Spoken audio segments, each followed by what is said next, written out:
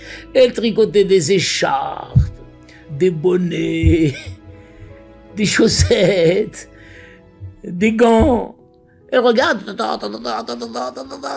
incroyable, incroyable, une femme paisible, une reine, paisible, détendue. Et même dans ces moments de détente, autant rentabiliser ce moment de détente. Si elle peut pendant ce temps-là tricoter, bien sûr qu'elle le fait. Et puis elle avait une relation avec Hachem incroyable. Relation avec Hachem. Elle parlait tout le temps avec Hachem.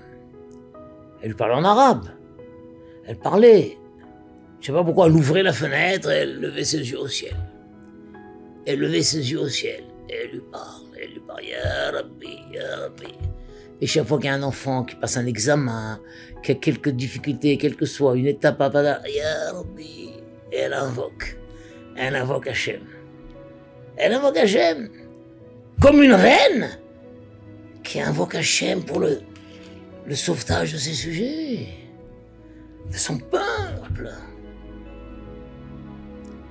On s'est toujours réveillé à l'odeur de pain grillé. Je sais pas à quelle heure ma mère se levait. On se réveillait comme ça. Le pain grillé. Elle faisait le pain grillé je suppose que c'était au four qu'elle le faisait. Pain grillé. Et pendant que le pain grillait, ou après, je ne sais pas, elle ouvrait la fenêtre, Ya Rabbi. Et elle commençait sa conversation avec le divin. Ah, quelle femme extraordinaire. Elle recevait, parfois, je ne sais pas si c'est souvent, parfois, des fois la mémoire d'enfant trahit, on peut croire que c'est souvent quelque chose qui était pas si souvent, mais mon père travaillait à la banque, la Société Marseillaise de Crédit.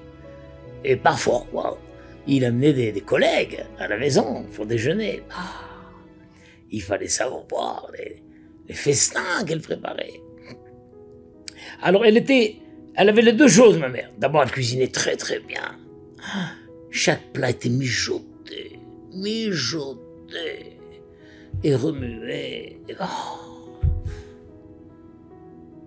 On mangeait à l'époque en semaine mieux que ce que les gens mangent le Shabbat maintenant. Tout est mijoté, tout est délicieux. Et donc elle avait deux formules, la formule mijotée, le ragoût, et la formule rapide.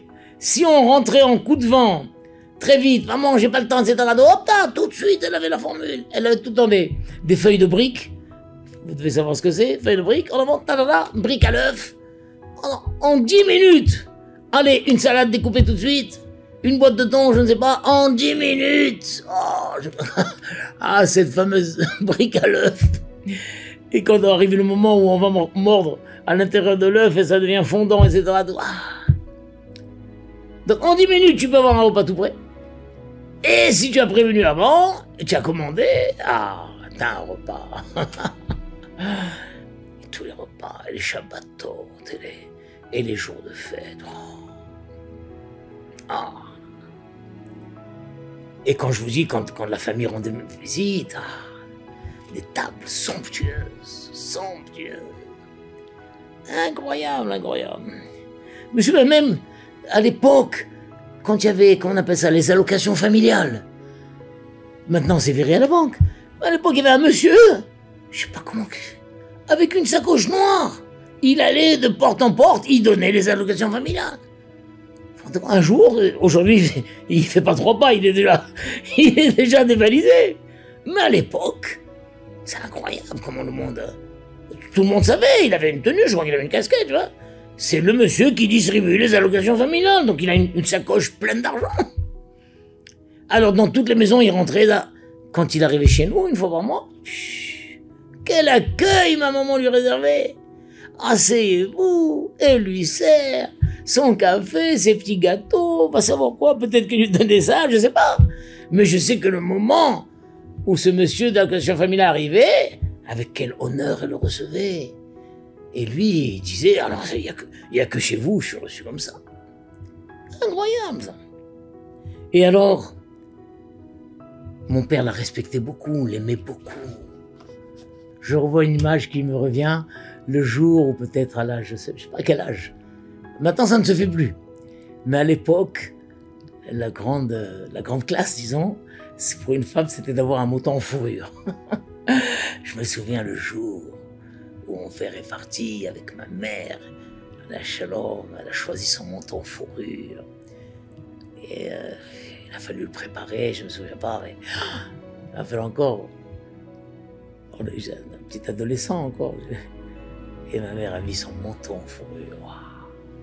Et dès cette occasion, oh là là, c'est-à-dire cette royauté qui a été en elle, là, dans les fêtes, dans les mariages, partout, elle allait avec son manteau en fourrure.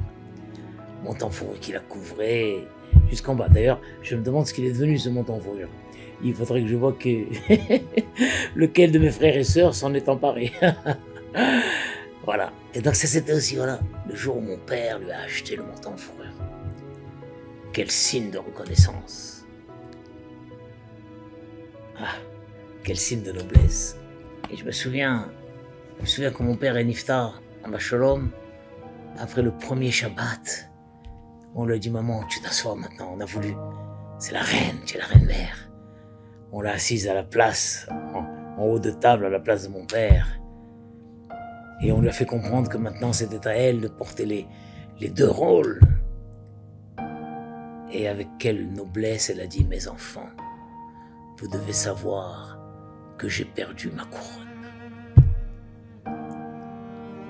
Ah, cette phrase, avec quelle noblesse elle a dit ça, j'ai perdu ma couronne. Ça veut dire, oui, je suis la reine, c'est vrai. Mais une reine, il lui faut une couronne. Qui était la couronne? Votre père. J'ai perdu ma couronne. Et avec quelle dignité elle a porté son veuvage pendant 20 ans, je crois. Elle a continué à nous recevoir tous. Combien elle était vénérée par ses belles-filles, puisque les 5 garçons se mariaient. Vers ses belles-filles. Et combien elle était vénérée par ses gendres, 2 gendres. 5 belles-filles et 2 gendres. D'ailleurs, il était évidemment compréhensible que chacun amène le futur, présenter ses hommages à la reine-mère. Il aurait été hors de question de se marier sans avoir présenté la future à la reine-mère et recevoir la bracha de la reine-mère. Avec quelle gentillesse elle a accueilli ses gendres et ses belles-filles. Ah. Voilà. Alors, il y a tellement à parler. Tellement de souvenirs. Alors vous me direz, c'était un autre monde. C'était un autre monde. C'est vrai, peut-être. Mais quelle n'a pas été ma surprise, pas ma surprise, mon réconfort de retrouver tout ça chez ma femme. Shlita. Chez ma femme. J'ai retrouvé en ma femme toutes ces qualités merveilleuses de ma mère. Ma femme, qui est une reine, et dont le royaume, c'est son chez-soi. C'est une reine qui gouverne cet immense territoire, plus grand que la Russie, plus grand que l'Inde, plus grand que la Chine, son chez-soi. Et tous, nos enfants, au Hachem, 8 enfants, 6 filles et 2 garçons, et moi, nous sommes tous ses sujets. Elle veille à notre bonheur. En ayant elle-même, évidemment, pour sa perfection, ces moments de distraction, entre guillemets, j'ose à peine dire. Chez ma femme, les moments libres, disons, sont consacrés à sa conversation avec le divin. Ce que ma mère faisait par cœur en arabe au port d'une fenêtre, bon, ma femme qui est déjà une femme très érudite, c'est dans les livres. Dans les livres. Plonger dans les livres. Plonger dans les livres. Mais peut-être, me direz-vous, même ça, c'est un autre temps. Eh bien, chez ma fée, que j'ai retrouvé ça chez mes 6 filles et ma belle-fille, avec un facteur supplémentaire qui n'était pas chez ma mère, qui a été très peu de temps chez ma femme. Ce sont des filles qui travaillent. Elles travaillent à plein temps. Elles travaillent, elles ont des postes prestigieux, chacune dans un domaine. Et pourtant, leur travail, leur poste, c'est un moyen. En aucune raison, ça serait un but. En aucune raison, ça serait le lieu de leur épanouissement. Leur épanouissement, c'est la maison, c'est le foyer, c'est leurs enfants et leurs maris. Maintenant, nous sommes un monde où la vie est chère et les femmes ont besoin de travailler. Elles travaillent, mais c'est un moyen. C'est un moyen. Il y a tellement de gens, bon, c'est peut-être tellement j'exagère, mais qui disent Bon, une fois, quelqu'un m'a dit j'ai gâché ma vie. J'ai sacrifié ma vie personnelle au profit de ma vie professionnelle. C'est un drame. D'ailleurs, ce que je dis, que l'épanouissement d'une femme, son épanouissement, c'est dans le cadre de son foyer. C'est aussi valable pour l'homme. Des hommes qui sont des bêtes à travail et qui ne s'occupent pas de leur foyer. Et qui travaillent pour accumuler de l'argent ou pour trouver un épanouissement dans leur travail, tout c'est une erreur. Et d'ailleurs, ce que je dis, ça ne concerne pas que les juifs, que ce soit les juifs ou les non-juifs. Si quelqu'un ne s'est pas marié, n'a pas eu de foyer, je sais pas, c'est un autre dossier. Mais tout celui qui fonde un foyer, juif ou non-juif, homme ou femme, son épanouissement, c'est dans le cadre de son foyer qu'il doit le trouver.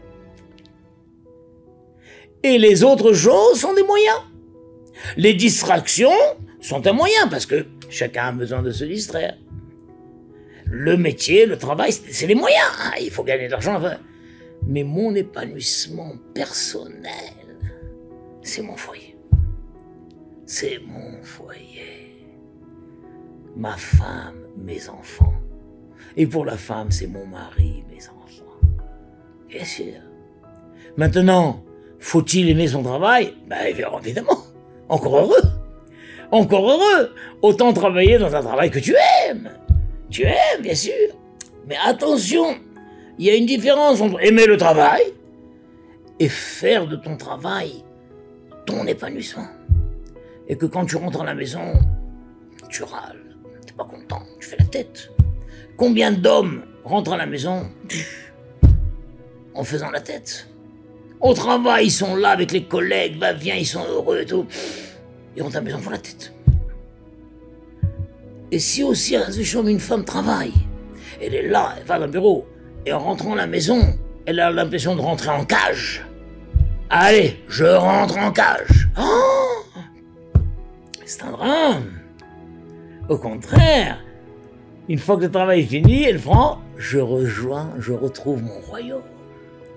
Je retrouve mon royaume. Et je retrouve mon royaume avec joie, avec bonheur, avec enthousiasme. Bien sûr, maintenant, je dois me reposer, je dois me détendre, mais tout ça, ça fait partie du royaume. Une femme qui sort faire les courses, elle est dans son foyer. Quand je dis que l'épanouissement est dans le cadre de son foyer, je ne parle pas dans le cadre géographique du foyer. Elle n'est pas prisonnière. Une femme n'est pas prisonnière de son foyer. Elle sort faire les courses. Elle sort même s'acheter des nouvelles robes, des nouveaux vêtements. C'est son foyer. Elle va rendre visite à des amis, rendre visite à des malades, aller consoler un tel. C'est dans le cadre de son foyer. C'est son foyer, tout ça. Son foyer. Alors voilà, c'est ce que je voulais vous dire, c'est que bien que le monde a tellement changé, mais le but est le même.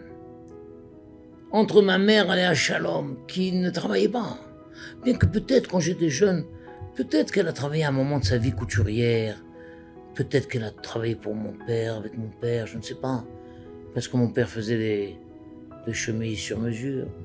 En tout cas, de mémoire d'enfant, moi je suis le 6e. De mémoire d'enfant, ma maman ne travaillait pas. Mais elle avait l'argent qu'elle voulait. C'est elle qui décidait. Les décisions, c'est elle qui les prenait. Avec entière confiance, mon père a entière confiance dans sa femme. Quelle belle enfance, quel bonheur, quelle atmosphère détendue, quelle maison propre, rangée. Et je vous le dis, j'ai retrouvé tout ça chez mon épouse. Et je retrouve tout ça chez chacune de mes filles. C'est-à-dire que le monde a changé extérieurement, techniquement. Mais à l'intérieur, les valeurs, les priorités sont maintenues. Malgré le passage du XXe siècle au XXIe siècle. Ce que je dis, c'est valable pour les femmes et pour les hommes. Notre épanouissement est dans notre foyer. Et je le dis, juif ou non juif. Mais peut-être que la notion de famille et de foyer est beaucoup plus véhiculée chez les juifs, c'est pour ça qu'on en parle tellement. Mais en soi, pour moi, dès que quelqu'un a monté un foyer, ça y est, c'est fait. C'est le lieu de son épanouissement. Voilà, je vous souhaite, Bezat Hashem. Voilà, d'abord, excusez-moi. À l'occasion de mes 66 ans, je retombe en enfance, je ne sais pas, il y a une nostalgie. Et je tenais à partager avec vous ce moment, cette émotion.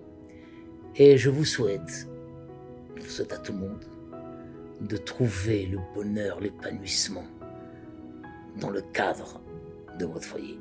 Et ceux qui n'ont toujours pas monté de foyer, qu'Hachem les bénisse et qu'ils puissent, il n'est jamais trop tard, qu'ils puissent, quel que soit l'âge qu'ils aient atteint, monter un foyer, monter un royaume sur lequel le mari et la femme sont les souverains. Et je voulais vous dire aussi que je suis sûr que dans cette description de ma maman, Aléa Shalom, des milliers d'entre vous ont retrouvé leur propre maman. Et dans cette description de mon épouse, des milliers d'entre vous ont retrouvé leur épouse. Et dans cette description de mes filles, des milliers d'entre vous ont retrouvé leur propre fille. Et vous aussi, mesdames, les dames qui ont entendu la description de ma maman se sont peut-être reconnues dedans. Et d'autres plus jeunes se sont reconnus dans mon épouse. Et tellement d'autres qui travaillent, toutes sortes de postes, se sont reconnus aussi dans la description de mes filles. C'est pour ça que j'ai pris le risque de vous parler. Si je pensais que tout ça n'était que l'histoire d'une famille isolée,